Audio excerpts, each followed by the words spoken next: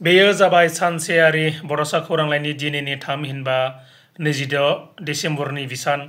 दिनैनि बिसाननि थुनलाइयारि आयदायाव सोर सोरनि लिरथिया सेबखांजादों बेखौ फोरमायनो थाखाय आखायाव लानाय जाबाय। जयश्री बर'नि थं गोमानाय गोर्बो मोन्दांथिनि फुंखा, रोमै रोमै बर'नि बारदै सिख्ला, उदालगुरिनि सोरांसार बाग्लारिनि बाथौ गुदियाव,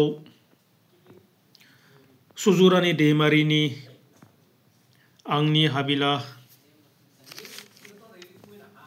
क'क्राझारनि गलाबखुंगुर बसुमतारिनि मिजिं, बाक्सानि रैदोम बर'नि टेट्राक्टिस खन्थाइ,